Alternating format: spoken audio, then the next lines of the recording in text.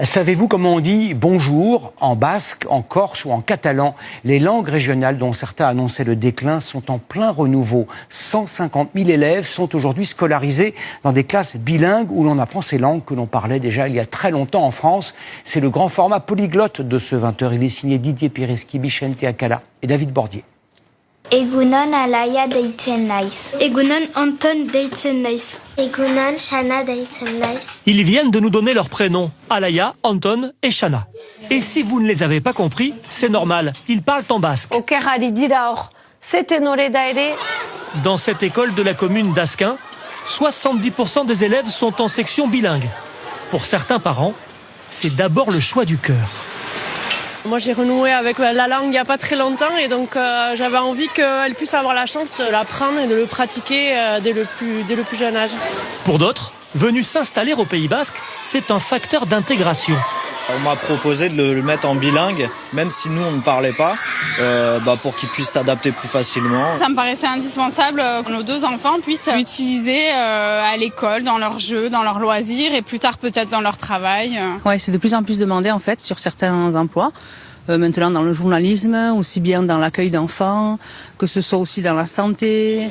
Aujourd'hui en France, 148 800 élèves étudient une langue régionale, encadrée par 2900 enseignants. Et cela commence dès le plus jeune âge.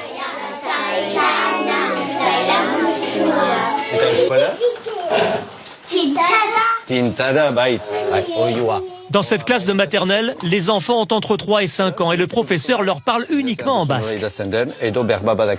Mais parce que c'est l'immersion, donc voilà, c'est de façon naturelle, comme on apprend la langue française dès leur naissance. Là, ils apprennent le basque en l'accompagnant de gestes, de dessins. C'est différent à l'étage supérieur. En CM1, CM2, par exemple, la moitié des cours est en basque, l'autre moitié en français. Non, c'est pas possible. C'est difficile ? Non, c'est pas difficile, mais c'est que je suis un peu perdue dans ce que je dis. On le voit au niveau des résultats des évaluations. Les enfants qui sont dans une filière bilingue ont de très bons résultats aux évaluations nationales et plus tard au brevet, au bac, etc. 17 langues régionales sont enseignées dans les écoles françaises et au hit parade figure l'occitan en 3e position, le breton à la 2e place et sur la première marche le corse avec 29 000 élèves. Mais l'apprentissage se fait aussi hors des classes. Tu veux apprendre l'occitan, mais tu ne sais pas par où commencer? Pour dire bonjour en breton, on dira évidemment Kenavo. Sur les réseaux sociaux, de plus en plus d'influenceurs s'improvisent profs de langue. C'est le cas de Camille et Xavier en Alsace. Comment est-ce que tu dis le chemin? Tarfac. Ils comptent plus de 50 000 abonnés. Nous les avons retrouvés chez eux pour l'enregistrement d'une vidéo. Alors les Alsaciens, est-ce qu'on dit Murbach ou Murbach? On espère aussi que, en fait, ça démocratisera peut-être un petit peu la langue sur les réseaux, c'est-à-dire que ça poussera aussi des gens à eux-mêmes créer du contenu autour de ces sujets-là, de montrer que c'est possible et que c'est pas ridicule, que c'est pas vieux jeu.